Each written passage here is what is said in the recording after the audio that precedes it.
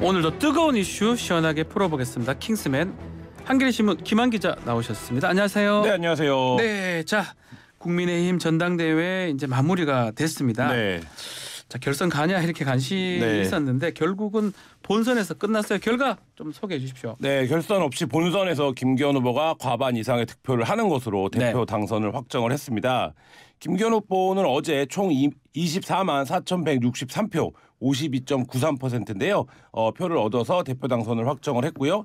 이어서 안철수 후보가 10만 표 정도를 얻어서 23%, 천하람 후보가 7만여 표에 가까운 6만 9천 표 정도를 얻어서 14.98%, 황교안 후보는 4만 표 정도를 얻어서 8.72%를 얻었습니다. 네. 대표 외에도 최고위원이 누가 될 거냐? 지금 방금 장해찬 청년 최고위원 인터뷰도 했지만 관심을 모았었는데 당 최고위원 4명도 전원 이른바 친윤으로 분류되는 후보들이 당선이 됐습니다. 네.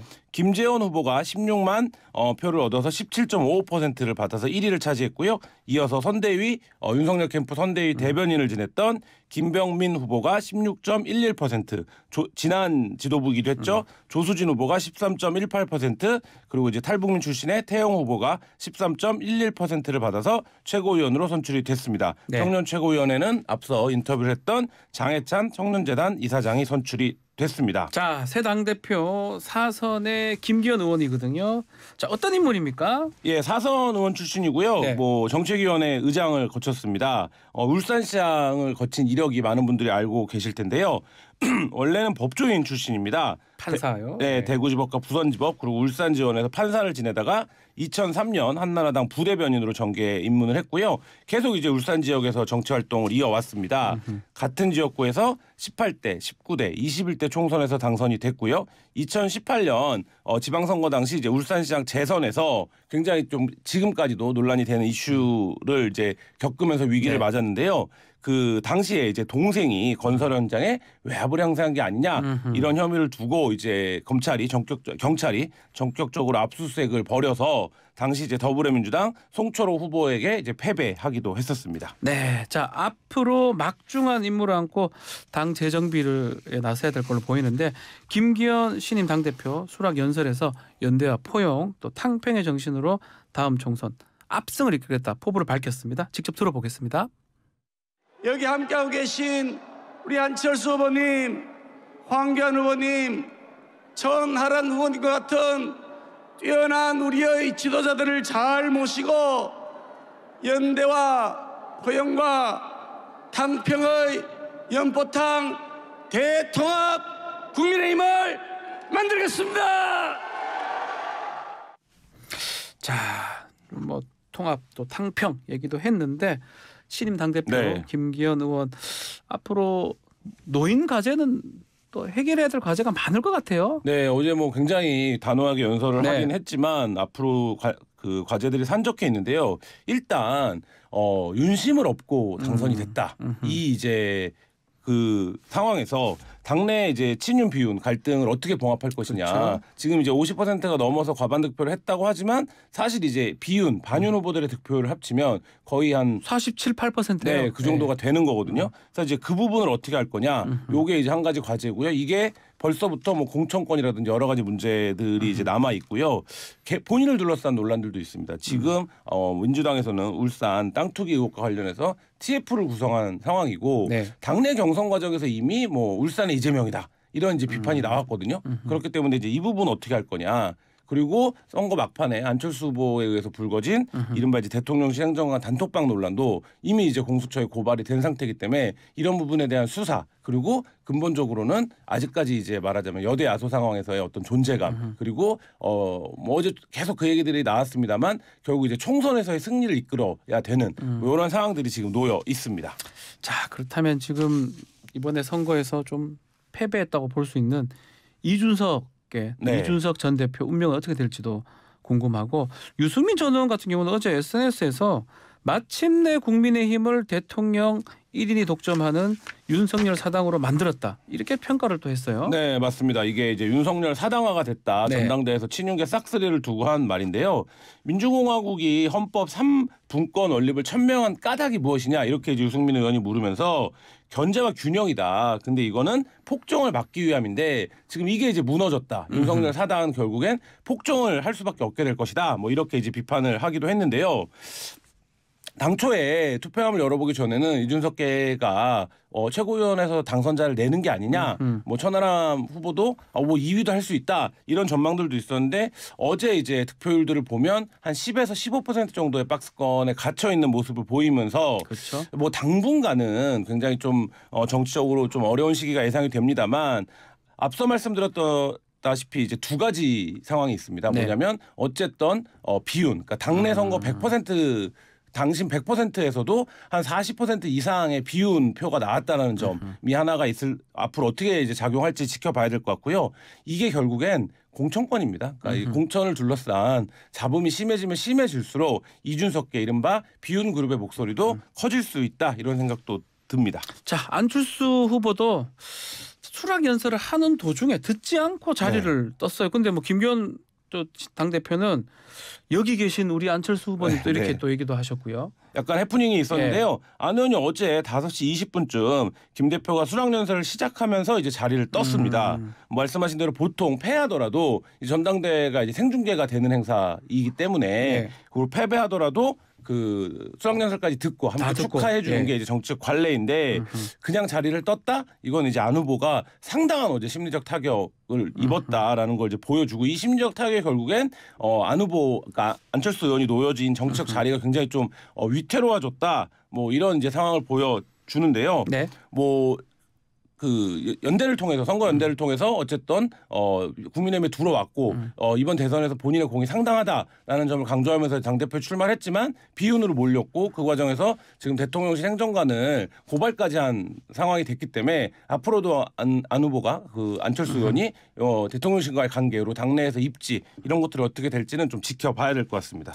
자, 한편 윤석열 대통령이 어제 전당대회에 찾아서 축하의 메시지도 전하기도 했는데 당선 1년 하루 앞둔 상황이었어요. 네. 그 기념 어퍼컷 세레머니도 보여줬습니다. 네. 근데 이제 보니까 대통령 입장할 때 그 곡들이 나왔는데 그게 지금 화제가 되고 있네요. 네, 맞습니다. 뭐 이를 두고 이제 윤석 대표가 전 대표 같은 경우에는 본인 SNS에 대통령 입장곡으로 이걸 고른 사람은 윤리 가야 된다. 그러니까 뭐 약간 이런 뭐 비꼬는 듯한. 이게 뭐냐면 레미제라블 노래입니다. 그렇죠, 알아요. 그렇기 때문에 이제 분노한 민중의 함성이 들리느냐, 뭐 이런 이제 가사로 불리는데 이 노래를 튼 이유가 뭐냐, 뭐 이렇게 이제 비판을 한 건데요.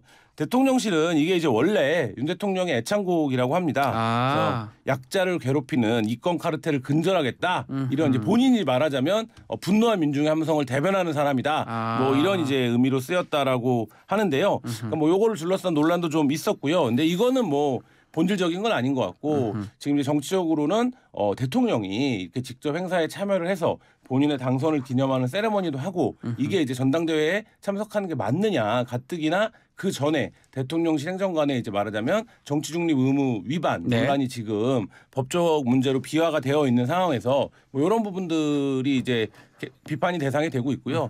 또 한 가지는 근본적으로 이번 전당대회가 어쨌든 뭐 친윤 싹쓸이다. 당내에서도 이런 얘기가 나올 정도인데 뭐 이런 모습을 보여주는 게 정치적으로 뭐 당정 체제의 일치를 보여주는 건지 아니면 뭐 유승민 전 의원이나 이런 분이 비판하는 것처럼 어떤 사당화의 모습인지 이건 앞으로 좀 지켜봐야 될 것 같습니다. 자, 김기현 신임 당대표 저 빠른 시일 내에 이재명 대표하고도 만나겠다 이런 얘기를 했습니다. 네, 맞습니다. 그 소수당의 입장으로서의 어려움을 강조를 하면서 다만 이제 그걸 뚫는 게 지도자의 역할과 책임이다 이렇게 얘기를 하면서 그 여당이 가진 힘은 국민의 여론밖에 없다. 그 여론의 힘을 믿고 민주당 대표를 여권을 맞춰서 만나겠다. 협치 속에서 민생을 살리기 위한 과제를 해결해 나가겠다. 이런 입장도 같이 밝혔습니다. 네, 전당대회 좀 더 자세한 결과 분석은 4부 여론 뚱탕 시간에 자세히 해보겠습니다. 자, 다음은 강제징용 배상 해법 관련한 이야기입니다. 지금 야당하고 시민단체는 좀 비판을 많이 하고 있는데 국민의힘 소속 지자체장들은 지금 다 이렇게 좀 찬성하는 그런 또 힘을 실어주는 그런 모양새거든요. 뭐 기꺼이 친일파가 되겠다 이런 메시지까지 나왔어요. 네, 그렇습니다. 김영환 충북지사가 그런 입장을 밝혔는데요. 제3자 변제 방식을 옹호하면서 기꺼이 친일파가 되겠다라는 입장을 밝혀서 지금 논란이 되고 있습니다. 이 발언은 이번 이제 말하자면 삼자변제 방식의 해법이 삼전도의 굴욕에 버금가는 외교사 최대의 치욕이다, 네. 오점이다. 뭐 이런 이제 비판을 했던 이재명 더불어민주당 대표의 발언을 비판하면서 쓰인 표현인데요. 지난번 이제 경기도지사 선거 때부터 굉장히 좀 악연이 있지 않습니까? 그렇죠. 예. 근데 이제 그거를 위해서 현직 충북지사가 나는 친일파가 되겠다라는 말까지 하는 게 적절한가 이 부분에 대해서 지금 설왕설래들이 많이 있고요. 뭐 김영환 지사뿐만 아닙니다. 홍준표 그 대구시장은 페이스북을 통해서 윤 대통령의 한일 관계 해법은 북핵과 안보가 엄중한 상황에서 한미일 자유주의 동맹을 공고하기 위한 고육지계다. 고육지계다. 네, 이렇게 이제 표현을 하기도 했고요. 예. 박준영 부산시장도 국가는 궁극적으로 주권과 국익이라는 양날의 추동력으로 굴러가는데 주권이 자신의 운명을 스스로 결정할 수 있는 권리와 힘이라면 국익은 국민들의 안녕과 번영을 기우는 국가의 역량이다. 이번에 이제 강제동원 해법은 주권과 국익 차원에서 내린 용기 있는 결단이다. 이렇게 이제 평가하기도 했습니다. 박형준 시장의 얘기입니다. 네. 자, 지금 석동영 민주평통 그 사무처장 글도 지금 논란이 되고 있는데 이렇게 좀 글들 쓰고 이렇게 발언하는 뭐 이유는 뭘까요? 그러니까 일단 지금 뭐 우리가 강제동원과 관련된 해법을 양보를 하면 일본이 경제적으로 어떤 실익이 돌아올 수 있는 조치들을 취하지 않겠냐 네. 이런 기조가 지금 깔려 있다라고 보여지는데요. 그러니까 이런 해법을 낸 거에 대해서 뭐 박진우 외교부 장관이나 대통령실도 그 기조로 설명을 하고 있습니다. 그러니까 지금 근데 이제 뭐 일본이 아직 가시적인 조치를 취한 건 없지만 지금 뭐 박형준 부산시장 같은 경우에는 엑스포 유치라는 현안이 있고 뭐 이런 상황이기 때문에 이런 부분에서 좀 그 일본과의 어떤 경제적인 협력, 교류 이런 것들이 반영된 의견들이 아니냐라는 생각이 드는데요. 다만 이게 이제 우리가 뭐 흔히 하는 얘기로 과거를 잊은 민족의 역사는 없다, 미래는 없다 이런 표현을 하지 않습니까? 네. 근데 우리가 이렇게 과거의 문제를 이미 지나간 일로 치부해 버리고 미래를 도모할 수 있는 것인가? 이 부분에 대한 어떤 정치인들의 판단은 따로 또 생각해 볼 대목이 있는 것 같고 임종석 전 대통령실 비서실장, 문재인 정부의 비서실장이었죠. 이 이름들을 거론을 하면서 당신들은 미쳤다. 국민에게 너무나도 깊은 모멸감을 주었다. 역사로부터 결코 용서받지 못할 것이다. 이렇게 이제 적기도 했습니다. 알겠습니다. 자, 다음은 자 우크라이나 전쟁 관련된 무기 수출, 무기 부품 얘기입니다. 자, 어제 로이터 통신 보도 보면 한국 정부가 지난해 한국산 부품을 만든 자주포를 지금 뭐 우크라이나 수출하는 걸 승인했다. 이게 지금 얘기가 전해졌는데 결국은 무기 간접 제공 이게 확인된 거라고 봐야 되는 겁니까? 뭐 이 부분과 관련해서 아직 우리 정부의 공식적인 확인이 있었던 것은 아닌데요. 로이터 통신 보도에 따르면 한국 정부가 지난해 이제 한국산 부품이 들어가는 크라프 자주 곡사포를 폴란드에서 우크라이나로 수출하는 것을 승인했다라고 우리나라 방위사업처 관계자를 인용해 보도를 했습니다. 네. 이게 이제 무슨 얘기냐면 우리는 이제 흔히 뭐 그 자주 곡사포가 하면 무기, 그러니까 대포가 하나 수출되는 것처럼 생각을 하지만 이게 무기 체계가 나가는 거거든요. 그렇죠. 그러니까 예를 들면 지금 다 뭐 발사 각도라든지 이런 게 다 전자화되어 있기 때문에 그럼 이 무기 체계를 이제 폴란드에 수출을 한 건데 이 무기가 우크라이나로 들어간다라는 건 우리가 갖고 있는 어떤 무기와 관련된 여러 가지 기술들이 우크라이나로 이전된다라는 의미이기 때문에 이걸 이제 말하자면 직접 제공이냐 간접 제공이냐 이렇게 보면 폴란드로 일단 수출을 했다가 폴란드에서 우크라이나로 지원하는 방식으로 간접 제공이 승인된 게 아니냐 뭐 이런 지금 이제 보도가 나온 겁니다. 자, 이제껏 인도적 경제적 지원을 할 수 있지만 살상 무기 지원하지 않겠다. 어렵다. 이런 입장이었지 않습니까? 우리 정부 입장? 네, 맞습니다. 이게 이제 우리가 놓여진 어떤 외교적인 환경과도 관련이 있는데요. 러시아가 일단 이 부분에 대해서 굉장히 보복 조치를 하겠다 이렇게 얘기를 하고 있는 상황이었고 여기에서 이제 어쨌든 평화적 관점에서 살상 무기를 지원하지 않겠다라는 명분으로 버텨왔는데 실제 러시아 우크라이나 전쟁이 나고 나서 작년에 우리나라의 무기 수출이 굉장히 늘었습니다. 왜냐하면 서방 무기들이 이제 우크라이나로 지원되면서 서방 국가들이 우리나라 이제 무기를 많이 산 그래서 무기 수출이 굉장히 증가한 상황이었는데요. 뭐 이런 상황에서 이제 이 무기라는 게 전쟁의 도구기도 하지만 결국에는 경제적 교역 대상 아니겠습니까? 그 부분에서 좀 우리 정부가 고민이 깊어지고 있는 것 같습니다. 자, 뭐 우리 국방부는 무기전 아니다 이런 입장인데 또 국방부 정부 정책에 변함이 없을 것이라고 밝혔는데요. 그럼에도 나토나 서방에서는 좀 우리나라한테 우크라이나 좀 무기 좀 지원해라라고 압박을 계속할 것 같아요. 어떻게 그러니까 맞습니다. 됩니까? 말씀하신 것처럼 서방에서는 그런 압박을 계속하고 있고 러시아는 그럼 우리는 보복 조치하겠다. 보복하겠다. 뭐 이런 얘기인데 그래서 이제 국방부가 설명을 어떻게 했냐면 전체가 아니다. 자주포의 일부분이다. 그리고 한국산 무기 체계가 그렇기 때문에 우크라이나로 이전됐다라고 보기는 어렵다라는 게 이제 국방부의 입장이고요. 네. 그러니까 우리가 생산한 제품은 우리 정부의 사전 서면 승인 없이는 제3국 제3자에게 수출 판매 양도 또는 이제 기타 처분이 불가능하다라는 조항이 있습니다. 그렇기 때문에 우리가 이제 폴란드에 수출한 무기 체계가 있고 그 무기 체계에서 일부가 우크라이나로 넘어가는 건데 그 부분과 관련된 것이지 전체 어떤 무기를 판매하거나 이런 건 아니다. 아직 이제 이런 입장을 우리 국방부는 취하고 있습니다. 네.